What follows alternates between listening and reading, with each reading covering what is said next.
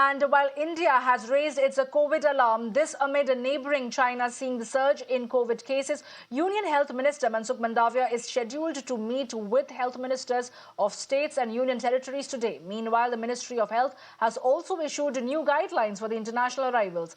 Under the new guidelines, international arrivals should preferably be fully vaccinated, and 2% of the passengers in the flight shall undergo random testing. The guidelines will come into effect from tomorrow. Union Civil Aviation Minister Jyotiraditya Scindia had earlier said that there are more than 3,000 testing labs in the country and 4 kinds of vaccines are being manufactured in India, while 220 crore doses have been manufactured so far. And earlier, after chairing a key meeting on COVID, Prime Minister Modi had also stated that COVID is not over yet and advised strict vigil. Remember, India has so far reported 4 cases of the BF.7 variant. The BF.7 variant is a sub-variant of the Omicron and is the same with which is driving the surge in China. We are seeing that there is an alert for the COVID in the country, and amid that, meetings are being held in every state. If we talk about Delhi, yesterday Chief Minister Arvind Kejriwal held an emergency meeting with the health department, and after which, in fact, briefed the media telling that Delhi is fully prepared to fight COVID this time.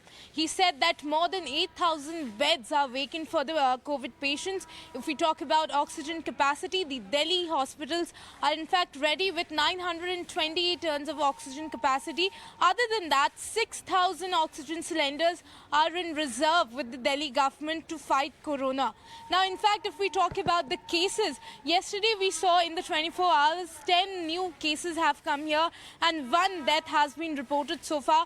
Now, the Chief Minister said that all these cases are XBB variant. That means it's a mild variant. It's not the BF.7 variant that is causing the surge in China, is what we are, seeing so far. Now, Chief Minister Arvind Kejriwal also said that once, in fact, the centre releases guidelines, on that they will then decide if masks should be made mandatory or not. And now, if we are seeing today, the Union Health Minister Mansukh Mandaviya is, in fact, going to hold a meet with the health ministers of every state and union territories. And this meeting is very crucial in the sense that after this, the centre will release guidelines for the COVID.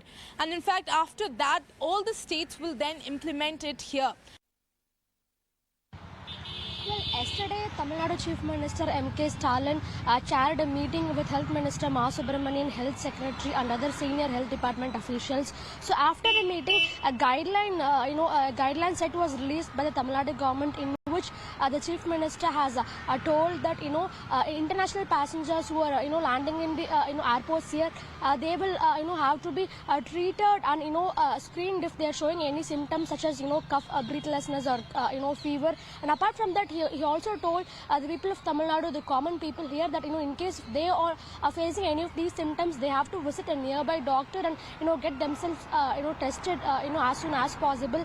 And he told that Tamil Nadu as a state is very well equipped to tackle any situation, and that people need not panic. All the government hospitals, they're having a large number of bed facilities, oxygen and other medicine facilities as well. And in case if there is a need to increase all of them, the state is very well equipped to increase them too. That is what the Chief Minister has told. So definitely through yesterday's press statement, the Chief Minister tried to tell people that there is no need to panic, and that the state is very well equipped both in terms of infrastructure and in terms of manpower to tackle any kind of situation. So as far as Chennai is concerned, yesterday 2 people tested positive for COVID, and even day before yesterday also the number was the same.